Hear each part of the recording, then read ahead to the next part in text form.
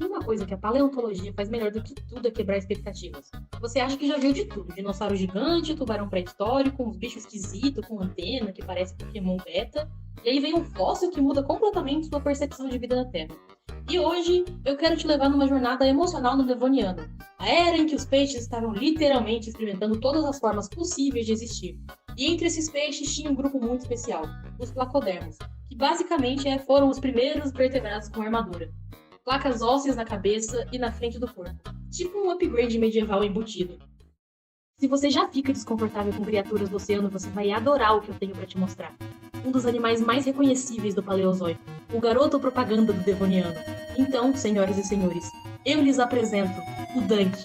Nome completo, Dunkleosteus, um dos primeiros superpredadores vertebrados e o maior predador do seu tempo, com mais de 9 metros, segundo estimativas que vivem aparecendo em artigos científicos.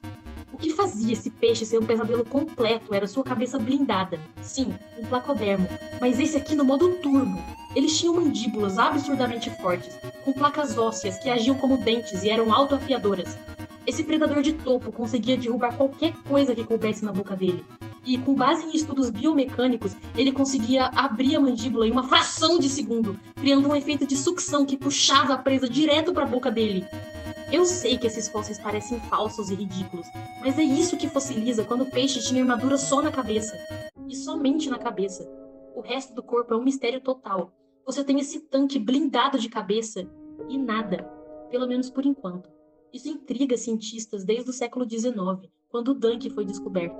O tamanho absurdo dele sempre foi calculado por comparações, equações matemáticas e aquele jeitinho científico padrão.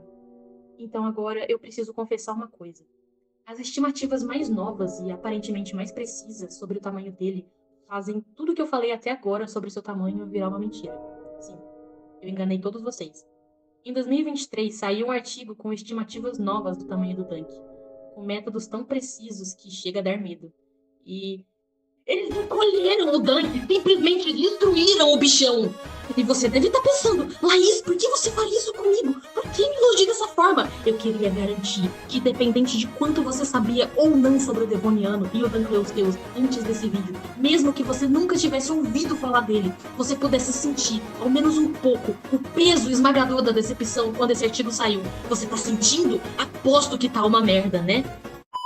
Ok, vamos dar uma olhada no artigo. E se você for parecido comigo, deve estar pensando, um artigo só não deve ser tão convincente assim para bagunçar tudo que a gente sabia antes. Pois é muito convincente, você vai ver. O artigo foi publicado pelo doutorando Russell Engelman, da Case Western Reserve University.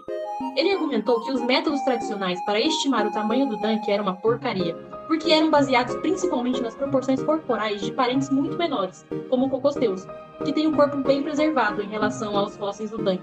E sim, esse nome é engraçado, Cocosteus, mas segura essa, também existe um Dicosteus. O Cocosteus tinha tipo uns 40 centímetros, muito menor que o Dunkleosteus. Então o Russell basicamente disse, galera, isso é loucura, vocês estão pegando proporções de um peixinho e multiplicando como se fosse só aumentar a escala e pronto, isso não faz sentido nenhum. Ok, ele mostrou o problema. E qual que é a solução? Russell desenvolveu um método novo de estimar o tamanho corporal, que funciona não só para o Dunk e seus parentes, mas para praticamente todos os peixes. É insano. O método se chama comprimento órbito-opercular, ou OOL. Eu vou chamar de U mesmo. É a medida da parte da frente da órbita do olho até a parte de trás da cabeça. Ele mostrou, medindo milhares de peixes, que o U prevê com muita precisão o comprimento total do peixe.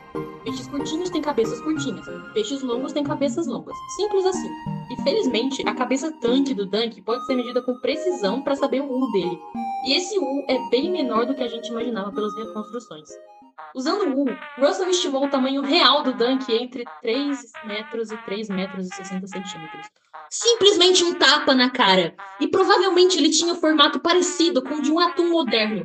Outro tapa. Uma catástrofe absoluta. Uma falta de respeito. E tudo com matemática para provar. O Russell Engelman basicamente derrubou um pote de bolinha de gude no chão do departamento de peixes pré-históricos e ainda derramou um balde de óleo junto. Mas por mais triste que seja saber que o Dunkleosteus agora virou o Pequenosteus, o modelo novo do Russell é um marco enorme. Ser capaz de estimar com precisão o tamanho de praticamente qualquer peixe é gigante para a paleontologia. É uma revolução para todos os peixes. E por mais que me doa, eu tô empolgada para ver qual vai ser o próximo pobre coitado a ser destruído por esse modelo.